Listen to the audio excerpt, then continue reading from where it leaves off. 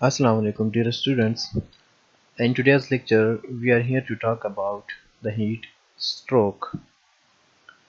So these are the lecture outlines.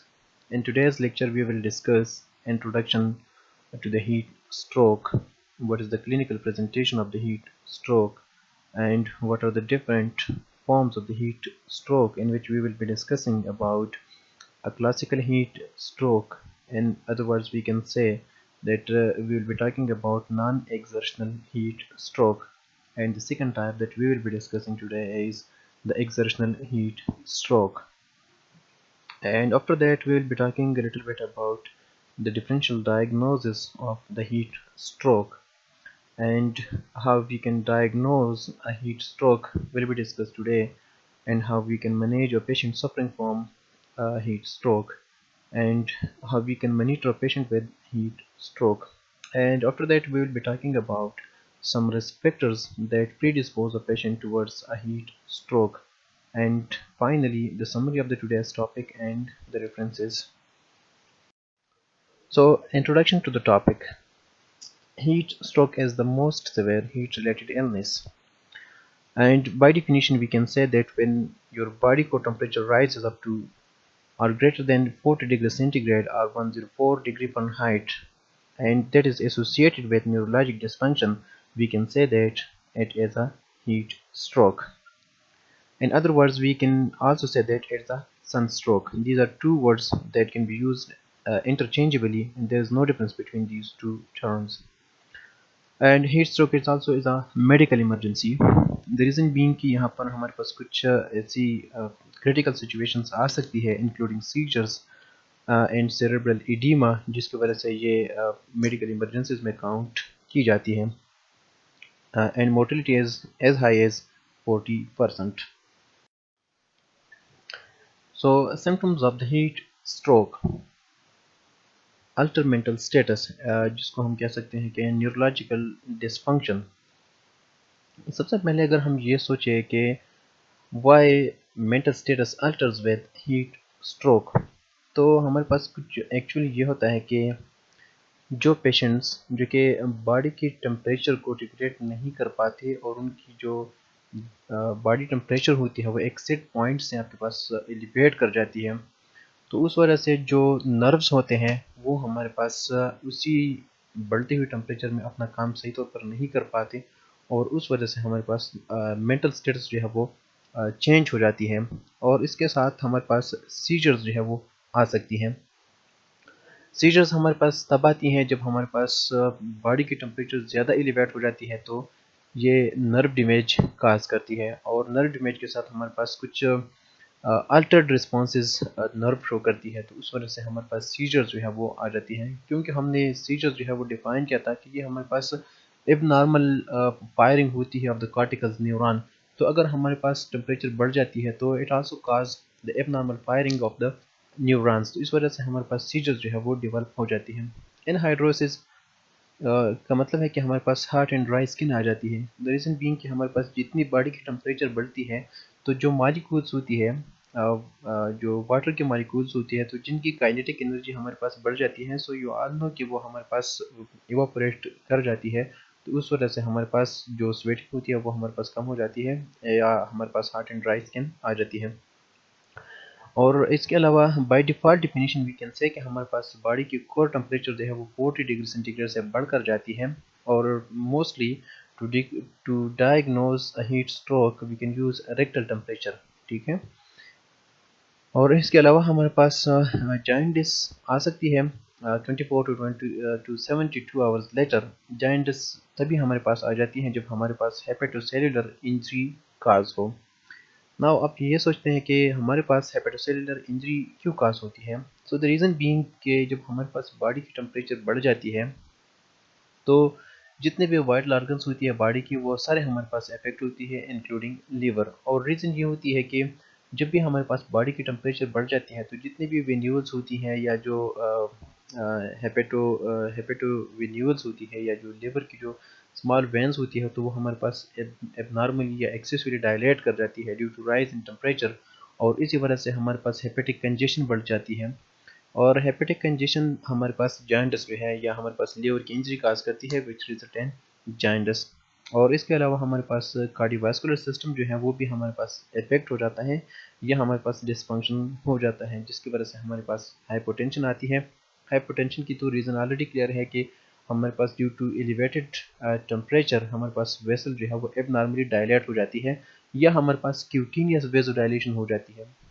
क्यूटीनियस vasodilation इसलिए हो जाती है कि जो क्यूटीनियस ब्लड वेसल्स हैं वो हमारे पास डायलेट हो जाती है, उनको ब्लड की फ्लो जो है वो ज़्यादा हो जाती है ताकि हमारे पास मैक्सिमल जो हीट एक्सचेंज है वो इंश्योर हो सके। तो जितनी हमारे पास क्यूटीनियस ब्लड सप्लाई ज़्यादा हो जाती है उतनी हमारे पास बॉडी से हीट लॉस कर जाती है और ये बॉडी की एक रेगुलेटिंग मैकेनिज्म है।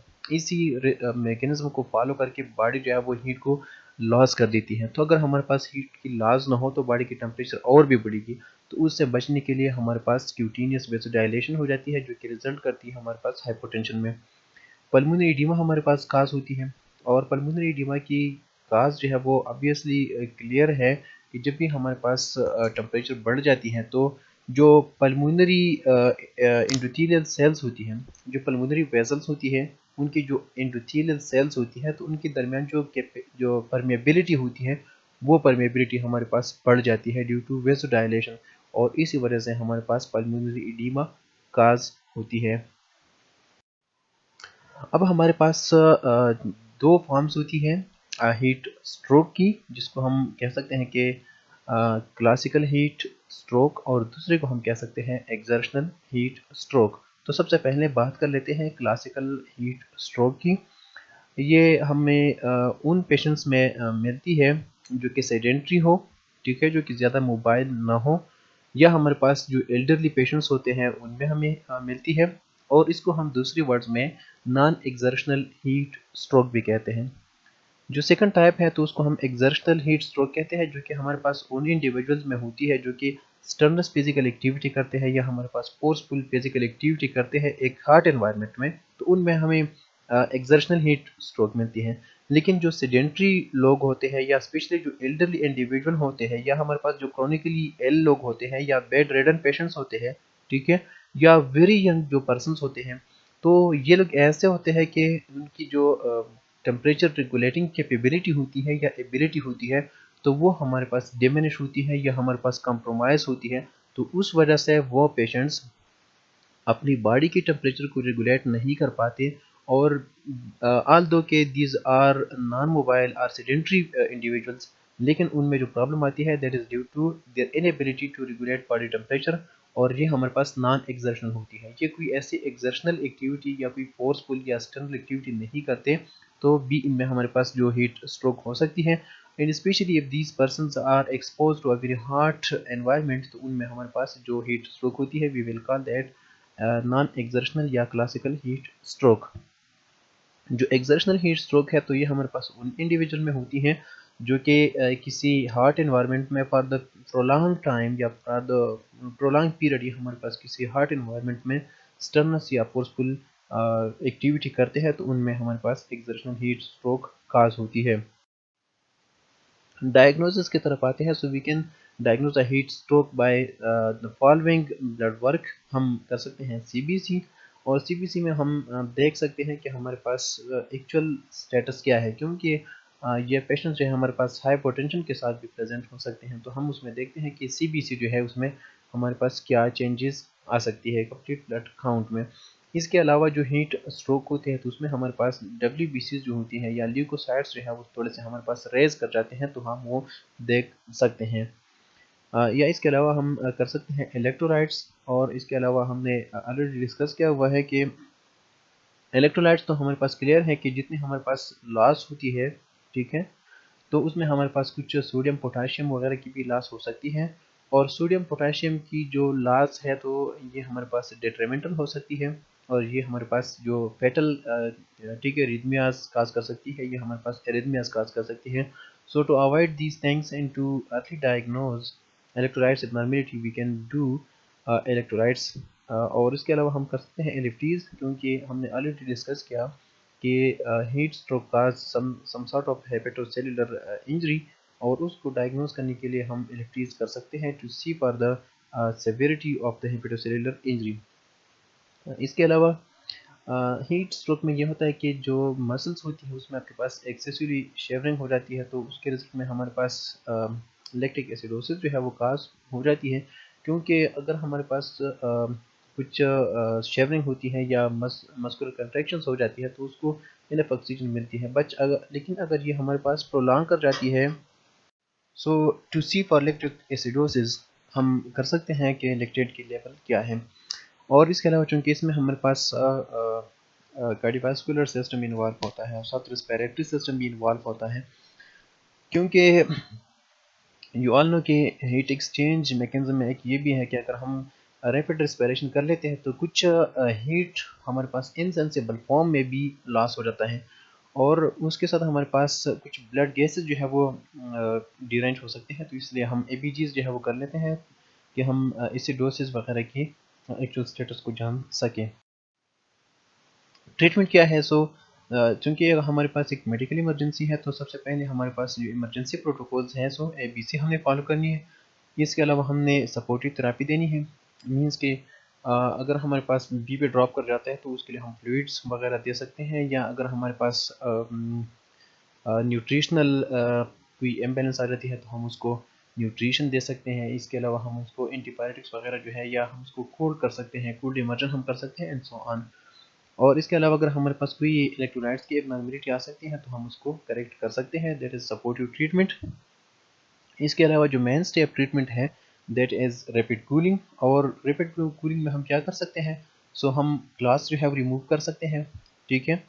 हम एवापोरेटिव कूलिंग कर सकते हैं। एवापोरेटिव कूलिंग का मतलब ये है कि हम जो एवापोरेशन है उसके थ्रू हम बॉडी में कूलिंग काज कर सकते हैं।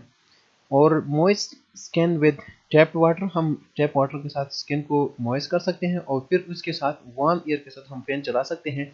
तो जो हमारे पास जो मॉलिक्यूल्स है विद हाई काइनेटिक एनर्जी, तो जो फैन होता है तो उसके साथ वो मॉलिक्यूल जो है वो उड़ जाएंगी, और जो लो काइनेटिक एनर्जी के मॉलिक्यूल है वो बॉडी के अंदर रह जाएगी, और लो काइनेटिक एनर्जी मीन्स कि हमारे पास कूलनेस जो है वो आ जाएगी। इसके अलावा हम कोल्ड इमर्जन कर सकते हैं।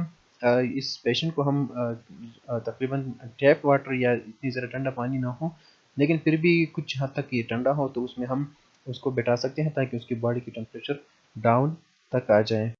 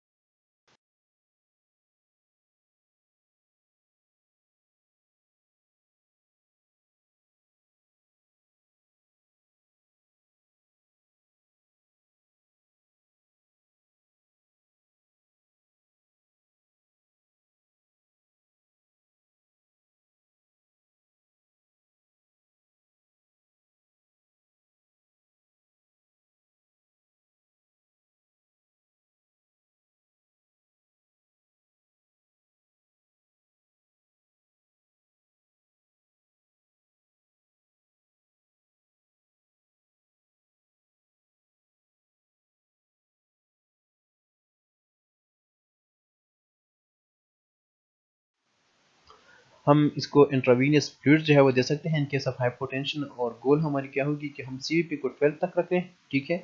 या हम यूरिन आउटपुट जो है वो 0.5 तक रख सकते हैं, 0.5 ml पर केजी पर आवर। क्योंकि हीट स्ट्रोक में हमारे पास ही जो वाटर लॉस होता है या फ्लूइड लॉस होता है वो ज़्यादा होता है ड्यू टू एवापोरेशन। तो इसलिए हम हमारी गोल ये होगी कि हमारे पास किडनी की परफ्यूजन भी नॉर्मल रहे।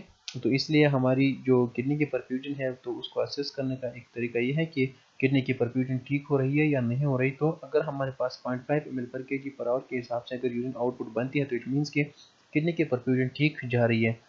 अगर हमारे पास हम अगर फ्लूइड रिससिटेशन करते हैं और उसके बावजूद भी हमारे पास हाइपोटेंशन आ रही है परसिस्टेंटली, तो उसके लिए फिर हम डोपामिन जो है वो यूज़ कर सकते हैं।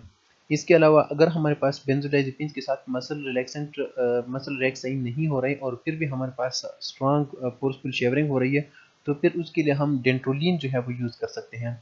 और डेंट्रोलिन क्या करती है कि ये मसल रिलैक्सर है या मसल रिलैक्सेंट है। ये क्या करती है कि ड्यूरिंग मसल्स रिएक्शन क्या होता है कि जब जो ट्रोपोनिन सी होता है तो उसके साथ जो कैल्शियम की बाइंडिंग होती है तो उसको स्टॉप कर लेता है। डेंट्रोलिन का यही फंक्शन है। और जब हमारे पास यही बाइंडिंग स्टॉप हो जाती है तो फिर मसल्स की इतनी फोर्सफुल कंट्रैक्शन नहीं रहती, या जो सार्कोप्लाज्मिक रेटिकुलम है वहाँ से कैल्शियम की जो रिलीज होती है उसको इनहिबिट कर देती है। डेंट्रोलिन का यही काम है। और उसके साथ हम मसल स्पास्टिसिटी जो है वो हम उसको हम स्टॉप कर सकते हैं। और इसके in case of malignant hyperthermia उसको कहते हैं कि जब हमारे पास बॉडी की कोर टेम्परेचर जो है वो 105 डिग्री फ़ारेनहाइट से और भी बढ़ जाती है तो इसको हम कह सकते हैं मैलिग्नेंट हाइपरथर्मिया। और हम एंटीपायरेटिक्स जो है उसको अवॉइड कर सकते हैं क्योंकि ये आपके पास इतनी इफेक्टिव नहीं होती, तो इसलिए हम उसको यूज़ नहीं करते। और स्टेरॉइड्स भी हमारे पास इफेक्टिव नहीं होती तो इसलिए हम जो है वो स्टेरॉइड्स को भी यूज़ नहीं कर सकते। नॉरएपिनेफ्रिन जो है उसको थोड़ा सा अवॉइड कर लेना चाहिए क्योंकि ये वेजो कंस्ट्रक्शन काज करती है, स्पेशली क्यूटेनियस वेजो कंस्ट्रक्शन काज कर सकती है। और इस टाइम चूँकि हीट स्ट्रोक के फॉर्म में हमें क्यूटेनियस वेजो डायलेशन चाहिए होती है, क्यूटेनियस वेजो कंस्ट्रक्शन नहीं चाहिए होती क्योंकि हमें हीट एक्सचेंज जो है वो रिक्वायर्ड होती है। और नॉरएपिनेफ्रिन हमारे पास वेजो कंस्ट्रक्शन काज करती है, जो पेरिफेरल ब्लड फ्लो होती है या जो क्यूटेनियस ब्लड फ्लो होती है उसको कम कर देती है। तो हीट जो है वो लॉस नहीं होती, तो इसलिए हम नॉरएपिनेफ्रिन को थोड़ा सा अवॉइड कर सकते हैं। पुअर प्रोग्नोसिस या पुअर प्रोग्नोस्टिक इंडिकेटर्स कौन कौन से हैं। तो अगर एक पेशेंट कोमा में जा चुका है तो इट मीन्स कि हमारे पास इसकी जो प्रोग्नोसिस है तो वो आपके पास पुअर आ जाती है।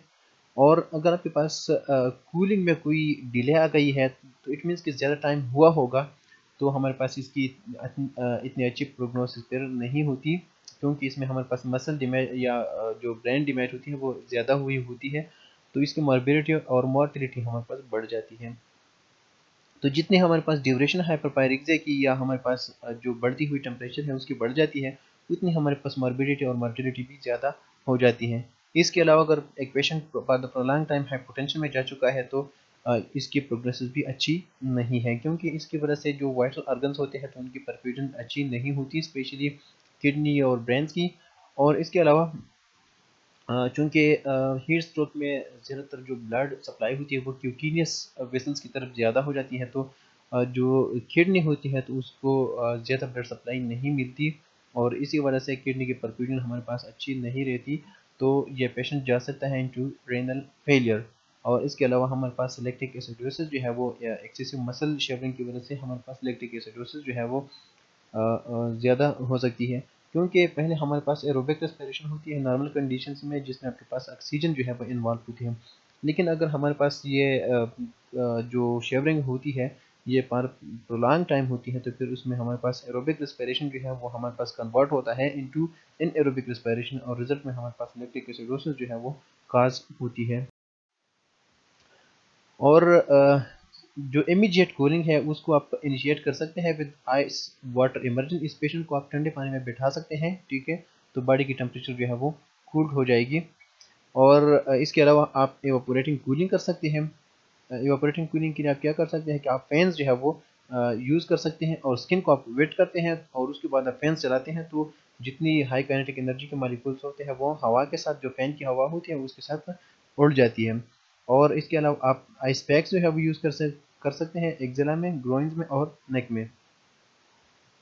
और इसके अलावा आप इंटरनल कूलिंग मेथड जो है वो अप्लाई कर सकते हैं जिसमें स्टमक की इरिगेशन है या रेक्टम की इरिगेशन है या पेरिटोनियल लबाज आप कर सकते हैं। तो यहाँ पर हमारे पास ये इंटरनल कूलिंग काज करती है तो बॉडी की कोर टेम्परेचर जो है वो आपके पास डाउन हो जाती है। लेकिन ये जो मेथड्स हैं जिसमें इरिगेशन ऑफ द स्टमक है या पेरिटोनियल लबाज है या रेक्टम की लबाज है तो ये आपके पास वेरी रेयरली यूज़ होती है, ब्लैडर के लवाज दो के कुछ हद तक जो है वो यूज़ होती है। और इसके लिए जो इंट्रावीनस फ्लूइड्स मोस्टली एडल्ट्स के लिए रिक्वायर्ड होती हैं, तो आपके पास 1 लीटर पर आवर तक जो है वो रिक्वायर्ड होती है पर 4 आवर्स। तो इसमें हमारे पास चूँकि जो फ्लूइड की लॉस होती है वो ज़्यादा होती है, तो इसलिए 1 लीटर पर आवर जो है वो रिक्वायर्ड होती है और कंटिन्यूसली फॉर 4 आवर्स। और ये फ्लूइड आपके पास या तो रेंकर लैक्टेट हो सकती है या नॉर्मल सलाइन हो सकती है, क्योंकि इस कंडीशन में हम कोई हाइपरटोनिक या हाइपोटोनिक जो है वो नहीं दे सकते। ठीक है।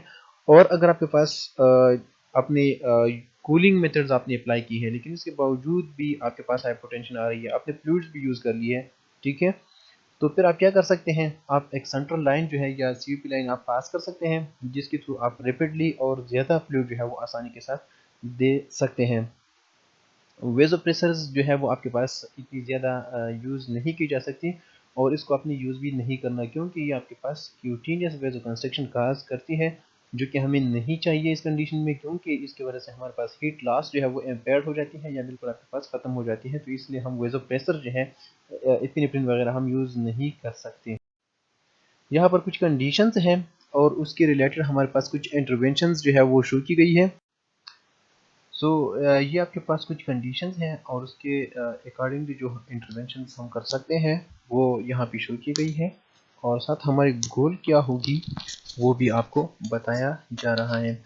तो अगर हमारे पास हाइपरथर्मिया है तो उसके लिए हम क्या कर सकते हैं कि हम रेक्टल और स्किन टेम्परेचर को मॉनिटर कर सकते हैं और साथ हम कूलिंग भी कर सकते हैं।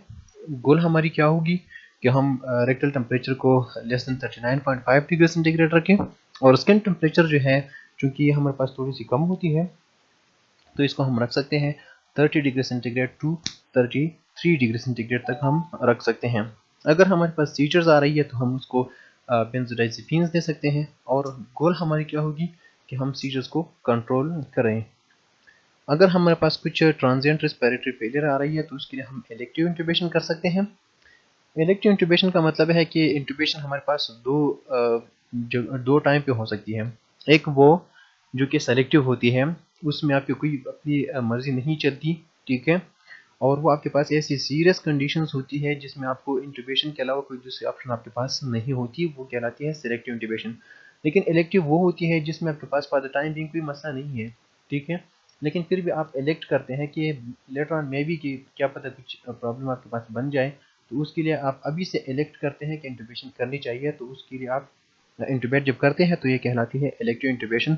और ये इंट्यूबेशन आप तब कर सकते हैं अगर आपके पास कोई गैग रिफ्लेक्स इम्पेयर्ड हो, कफ रिफ्लेक्स आपके पास नहीं आ रही हो या आपके पास इम्पेयर्ड आ रही हो, या अगर आपके पास रेस्पिरेटरी फंक्शंस जो है आपके पास डिटोरेट हो रही हो, तो उस कंडीशन में आप फिर इलेक्टिव इंट्यूबेशन कर सकते हैं।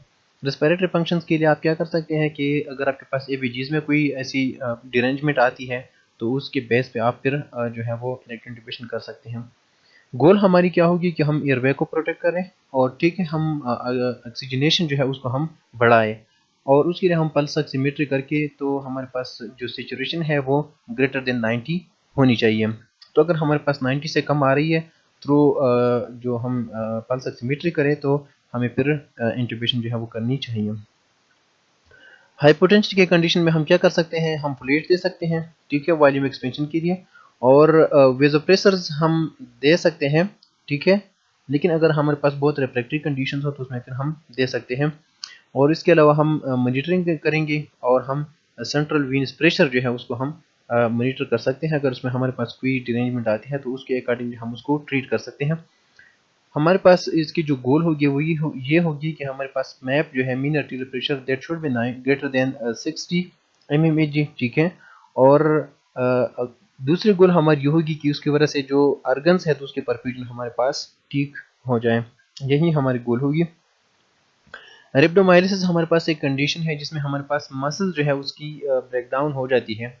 उसकी रिजल्ट में ये रेप्डोमाइलिसिस होती क्यों है, तो हमारे पास अगर आपके पास जो एक्सेसिव मसल शेवरिंग होती है या कंट्रैक्शन होती है तो उसके रिजल्ट में हमारे पास रेप्डोमाइलिसिस होती है, और उसके रिजल्ट में हमारे पास माइग्लोबिन जो है वो रिलीज होती है, जो कि अगर हमारे पास किडनी में प्रेसिपिटेट कर जाए तो ये हमारे पास नेफ्रोटॉक्सिक होती है, किडनी इंजरी जो है वो काज करती है। तो रेप्डोमाइलिसिस में हम क्या कर सकते हैं कि हम फ्लूइड दे सकते हैं नॉर्मल सलाइन, ठीक है, और इसके साथ हम इंट्रावीनियस फ्यूरोसमाइड जो है वो दे सकते हैं।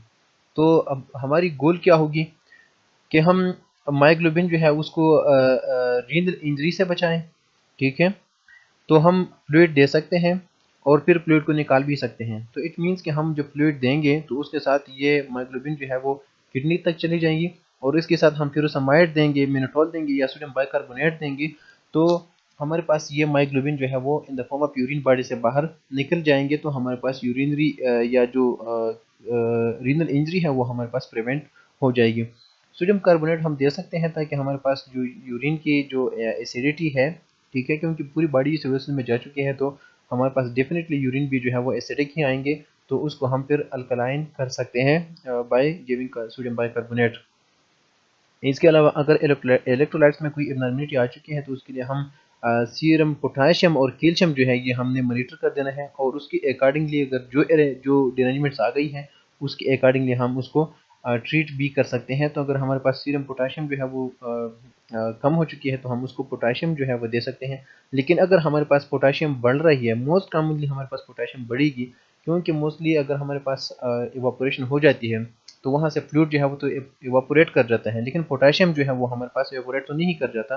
तो इसलिए हमारे पास रिलेटिवली हाइपरकैलेमिया जो है वो बढ़ जाती है, जिससे हमारे पास लाइफ थ्रेटनिंग कार्डियक एरिथमियास काज कर सकती है। तो उसको हमने फिर ट्रीट कर देना है। मॉनिटरिंग में हम दो चीज़ें जो है वो कर सकते हैं, एक तो हम अर्गन की परफ्यूजन देख सकते हैं, ठीक है, और उसके लिए हम मोस्टली जो है वो हमने कहा था ट्रॉमा में कि हमारे पास एक वॉल्यूम सरोगेट के लिए हम यूज़ कर सकते हैं फोलिक कैथेटर हम यूज़ कर सकते हैं कि हमारे पास अगर यूरिन आउटपुट जो है वो 0.5 ml पर केजी पर आवर के हिसाब से आ रही है, तो इट मीन्स कि अर्गन की परफ्यूजन जो है वो ठीक हो रही है या किडनी की परफ्यूजन जो है वो ठीक हो रही है। और दूसरे हम टेम्परेचर जो है उसको हम मेजर कर सकते हैं, जिसके लिए हम रेक्टल प्रोब जो है वो यूज़ कर सकते हैं। वो कौन से रिस्पेक्टर हैं that predispose a patient towards heat stroke? So these are strenuous activity, age, बढ़ती हुई एज जो है उसमें फिर ये होता है कि इसमें फिर जो क्लासिकल हीट स्ट्रोक होती है वो डेवलप हो जाती है, क्योंकि ओल्ड एज में जो हीट रेगुलेटिंग मैकेनिज्म्स होती है बॉडी की वो थोड़ी सी इम्पेयर हो जाती है। डिहाइड्रेशन एक रिस्पेक्टर्स है, क्योंकि जितनी बॉडी में वाटर ज़्यादा होता है या फ्लूइड ज़्यादा होता है तो उसकी लेटेंट हीट कैपेसिटी ज़्यादा होती है, वो अपने अंदर जो है वो काफ़ी हद तक हीट को एब्जॉर्ब कर लेती है, तो बॉडी की हीट जो है या बॉडी की टेम्परेचर नहीं बढ़ने देती। लेकिन अगर हमारे पास डिहाइड्रेटेड कंडीशन है तो फिर जो हीट होगी वो डेफिनेटली बॉडी की टेम्परेचर को बढ़ाएगी। और इसके अलावा कुछ मेडिकेशंस हैं जिसमें जिसको बॉडी जो है एक हाइपर रिस्पॉन्स शो कर सकती है in the form of hyperpyrexia. तो ये हमारे पास कुछ रिस्क फैक्टर्स हैं। कॉम्प्लिकेशंस क्या हो सकती है? तो कॉम्प्लिकेशन में हमारे पास आ सकती है ARDS, ठीक है, इलेक्ट्रोलाइट इनर्बिलिटी, renal failure, rhabdomyolysis, hepatic injury और डिसेमिनेटेड इंट्रावास्कुलर कोagulation। और इन चीज़ों को अगर हम छोड़ देते हैं तो ये हमारे पास सेरेब्रल एडिमा काज कर सकती है, और फिर उसकी वजह से हमारे पास ऑर्गन फेलियर जो है वो काज हो सकती है। यहाँ पर जो रेफरेंसेस है तो वो this is the first aid for the emergency medicine board, यहाँ से मैंने ये लेक्चर प्रिपेयर कर ली है। और इसकी जो स्पेसिफिक चैप्टर है तो दैट एज एनवायरमेंटल इमरजेंसीज। और thank you so much for your kind information कि आप लोगों का जो कोर्स कंटेंट है तो वो आपके पास कंप्लीट हो चुका है, और यहाँ पर अपनी प्रिपरेशन आपने जो है वो स्टार्ट कर ली। थैंक यू सो मच, खुदा हाफिज़।